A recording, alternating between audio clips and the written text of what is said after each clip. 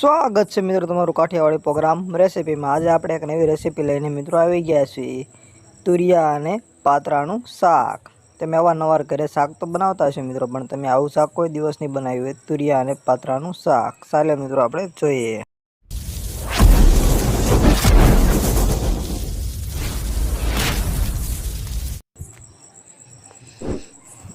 સૌથી પહેલાં આપણે તુરિયાની ઉપરની છાલ આપણે ઉતારી લઈશું। આ મિત્રો તુરિયાને અમે અમારા અહીંયા ઘેસોડા કહે છે, તમારે ત્યાં શું કહે છે તે મને કોમેન્ટમાં જણાવજો મિત્રો। સૌથી પહેલાં આપણે તેની ઉપરની છાલ ઉતારી લઈશું।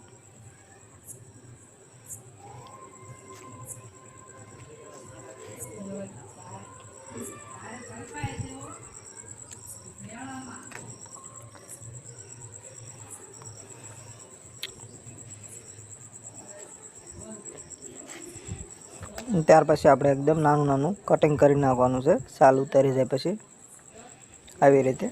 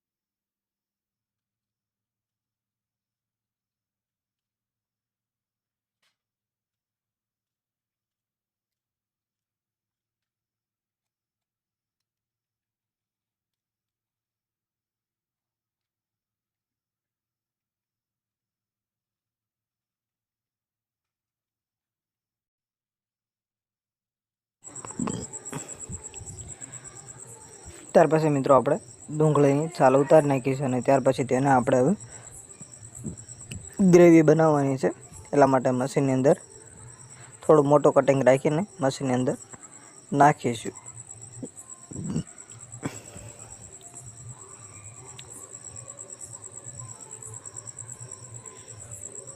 ત્યાર પછી મશીન ઉપરથી પેક કરીને એની આપણે ગ્રેવી બનાવી લઈશું।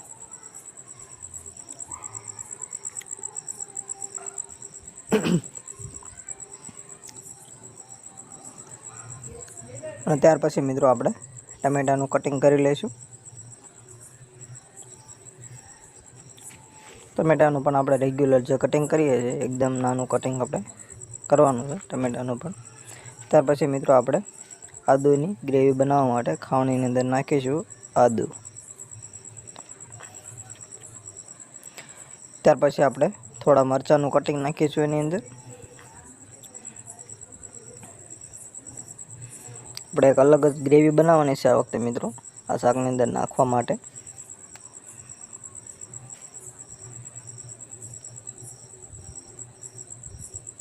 ત્યાર પછી મિત્રો થોડીક આપણે લસણ નીકળ્યું છે તે એડ કરીશું।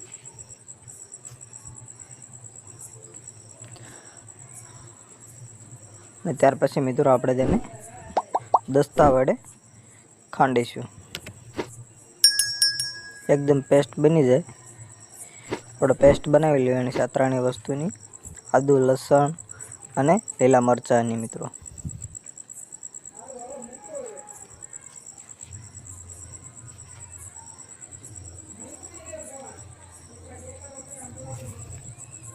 તમે જોઈ શકો છો ટમેટાનું આપણે કટિંગ થઈ રહ્યું છે, તે એકદમ નાનું કટિંગ થઈ રહ્યું છે। આપણે જે ગ્રેવી છે તે થઈ ગઈ છે।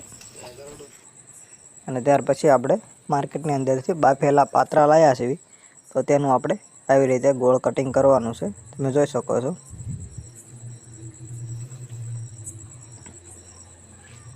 ત્યાર પછી મિત્રો આપણે તપેલાની અંદર તેલ મૂકીશું।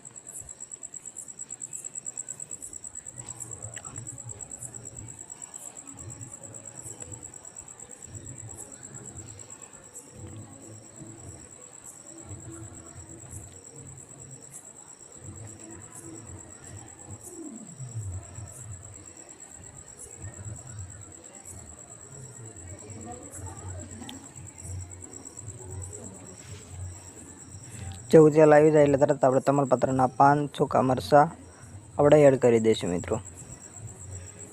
અને ત્યાર પછી આપણે 1 ચમચી જેટલી રાઈ એડ કરીશું.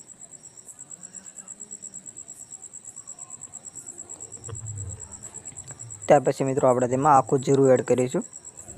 તેને થોડી વાર માટે આપણે તેલમાં ફૂટવા દઈશું. અને ત્યાર પછી તરત જ આપણે આદુ, લસણ અને લીલા મરચાંની જે ગ્રેવી છે તે એડ કરી દઈશું મિત્રો. એ બધી વસ્તુને એકદમ ધીમા ગેસે આપણે તેને છડવા દઈશું. અને ત્યાર પછી તરત જ આપણે તેમાં જે ડુંગળીની ગ્રેવી બનાવી છે તે એડ કરી દઈશું મિત્રો. તમે જોઈ શકો છો મિત્રો.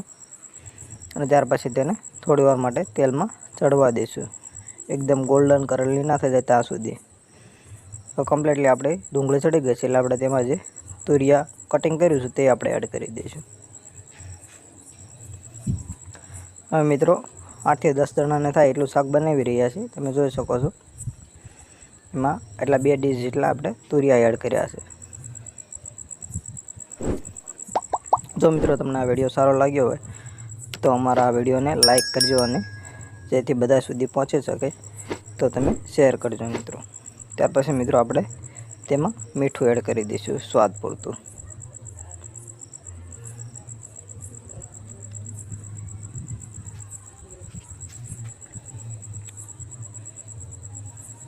અને ત્યાર પછી આપણે હિંગ એડ કરીશું.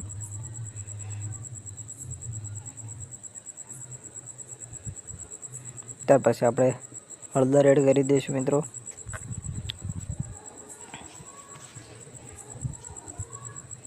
પછી મિત્રો આપણે તુરિયાને ઢાંકીને થોડી વાર માટે સડવા દેવાના છે. ત્યાર પછી આ બધી વસ્તુ એડ કરવાની છે. અને ત્યાર પછી આપણે લાલ મરચું એડ કરી દઈશું મિત્રો. આ બધી વસ્તુ થોડી વાર માટે આપણે તેલમાં છડવા દઈશું એકદમ ધીમા તાપે.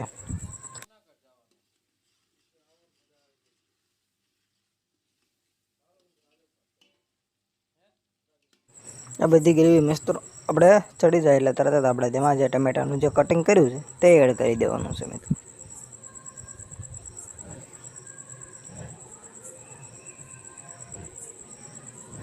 અને એને થોડી વાર માટે આપણે ટમેટા નાખ્યા છે તેને તેલ. ત્યાર પછી તરત જ આપણે મિત્રો તેમાં પાણી એડ કરી દઈશું. આપણે 2 ગ્લાસ જેટલું પાણી એડ કરવાનું છે મિત્રો. તેની અંદર આ બધી વસ્તુને થોડી વાર માટે આપણે પાણીને ઉકળવા દઈશું. અને ત્યાર પછી આપણે જે પાત્રા માર્કેટની અંદરથી લાવ્યા છે અને એનું કટિંગ કર્યું છે ગોળ, તે આપણે એડ કરી દઈશું મિત્રો. અને આપણે હવે થોડી વાર માટે પાણી બળવા દઈશું, એકદમ ઘાટું થઈ જાય ત્યાં સુધી. એટલી વારમાં આપણે ખાવા માટે ડુંગળીનું કટિંગ કરી લઈએ.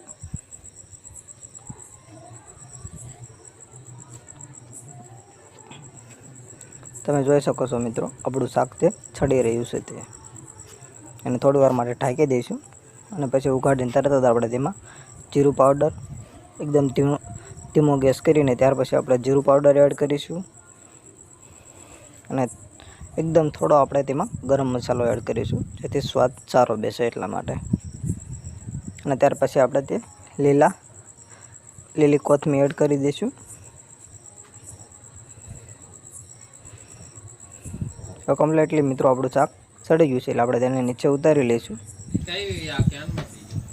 એકદમ સ્વાદિષ્ટ અને ગ્રેવીથી ભરપૂર આપણું તુરિયા અને પાત્રાનું શાક તૈયાર થઈ ગયું છે મિત્રો. તમે જોઈ શકો છો. જો મિત્રો તમને આ રેસીપી સારી લાગી હોય તો અમારી ચેનલને લાઈક કરજો, સબસ્ક્રાઈબ કરજો અને શેર કરી દેજો મિત્રો. થેન્ક યુ સો મચ મિત્રો.